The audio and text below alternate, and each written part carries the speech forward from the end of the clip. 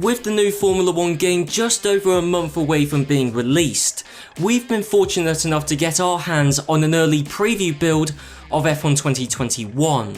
Whilst it's far from the final product and only has a limited number of game modes and circuits, we've still been able to try out and experience many new aspects of the game. Combined with some information from F1 franchise game director Lee Mather, we've got a lot of new information to share with you.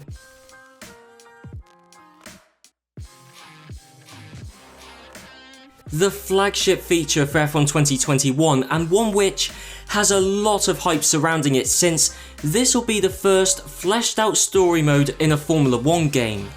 Although the preview version of the game we have doesn't contain the Breaking Point game mode, we do know some more details about it.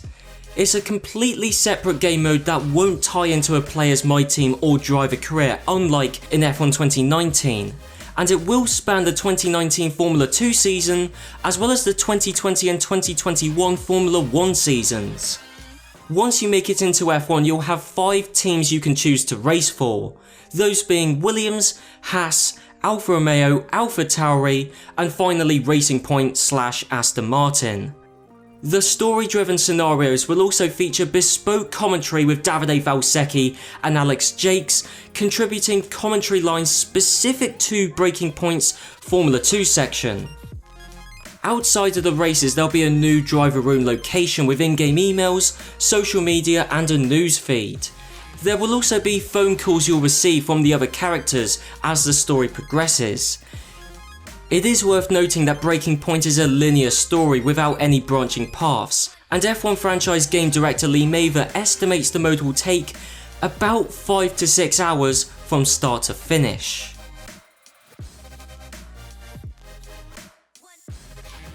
Whilst we haven't been able to try this yet, we have received confirmation that the all-new online 2-player career mode will have the same complexities that are present if you play in single player. So friends can choose to race for the same team or different ones, and both players will have to build their acclaim rating and fight over contracts. The R&D system will also be a factor, so if friends choose to race for different teams, then each player will want to ensure they upgrade their own car as quickly as possible. Also, the career owner can swap out a friend for another one midway through for whatever reason, such as if the other player gets bored, meaning progress in that game save isn't lost forever if you can get another friend in to replace them.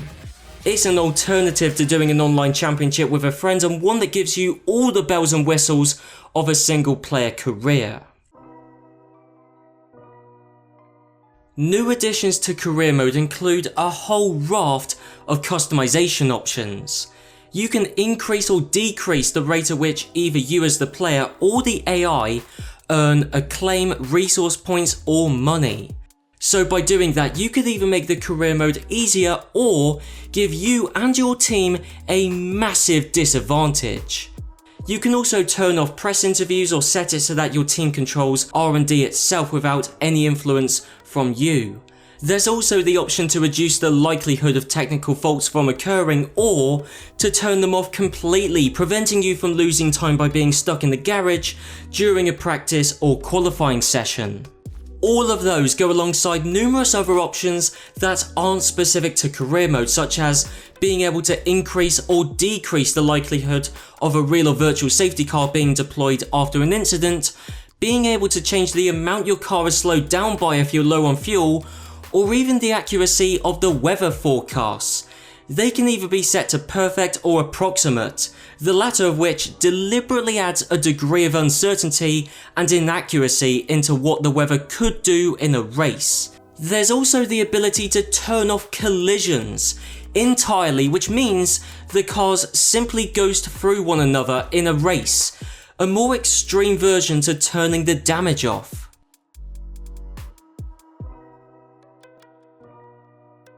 Once you actually start a career mode, you'll notice that the R&D section has been overhauled in its UI. The development tree has been replaced with slicker looking menus.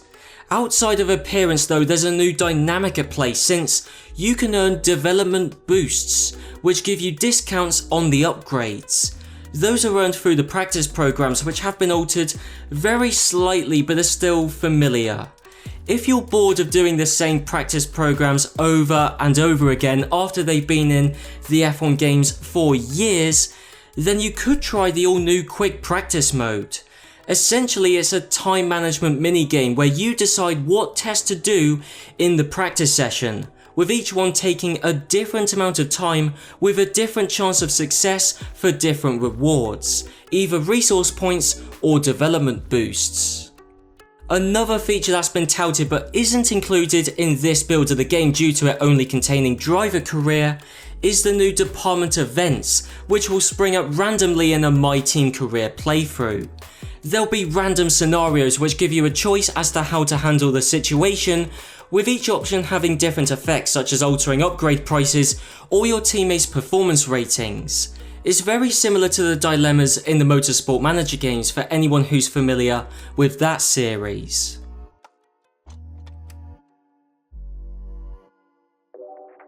F1 2020 introduced visible driver ratings into the Codemasters F1 games, with each driver rated in 4 skills: experience, racecraft, awareness, and pace. For this year's game, a 5th rating has been added called Focus.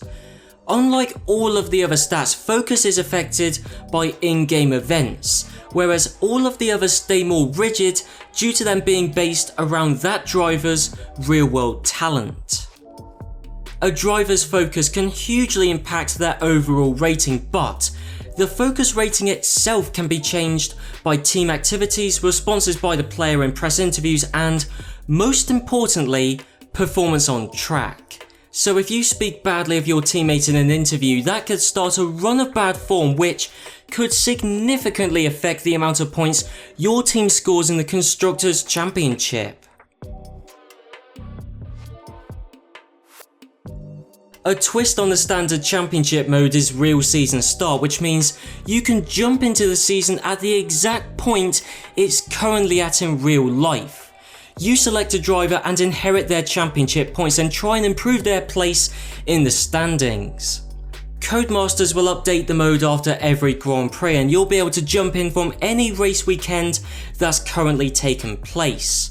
If you get F1 2021 on launch day, the Austrian Grand Prix will be the most recent race on the calendar to have been completed, and you can carry on and complete the rest of the season with the point standings exactly as they will be in the real life championship.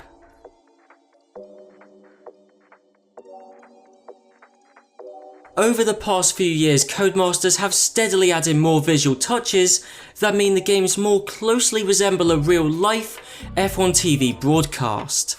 So now on race replays, you can choose to have the TV tower graphic on, or hide it and just leave the lap counter and replay icon there, or hide all of the broadcast graphics entirely. Strictly speaking, this isn't completely new, since spectators in online lobbies have been able to have TV-style tower graphics up on screen in the previous games, but this is the first time that will be available in an offline race replay. You can also, on the PC version at least, save entire race replays and not just the game's pre-made highlights.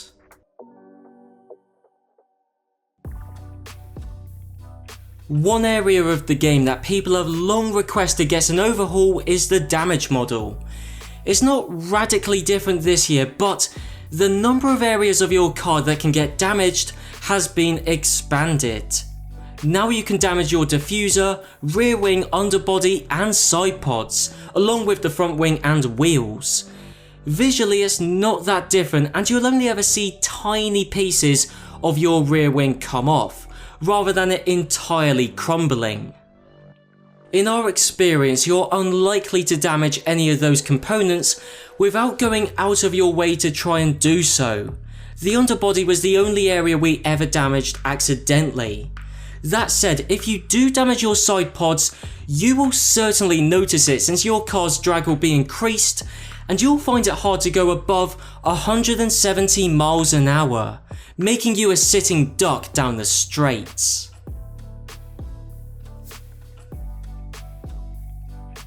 Multiplayer has also been omitted from this preview build, but We are aware of some changes to the lobby and matchmaking systems.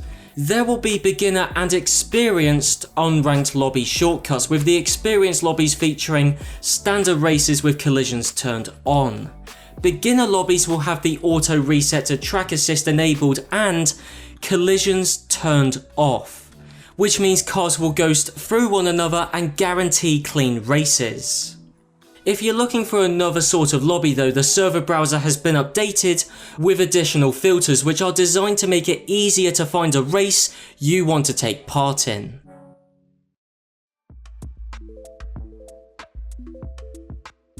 A new visual customization option for your multiplayer or my team car are Halo stickers. F1 2020 let you choose from a wide range of liveries, alter their colour schemes, and add or remove sponsor decals. Stickers for your car's halo will be a new area for players to personalise and make your car stand out from the others on the grid. An entirely new option will be victory radio calls, which your driver will say if they win a race. We already know there'll be some Breaking Point themed ones in the Breaking Point content pack, which is available as a pre-order bonus.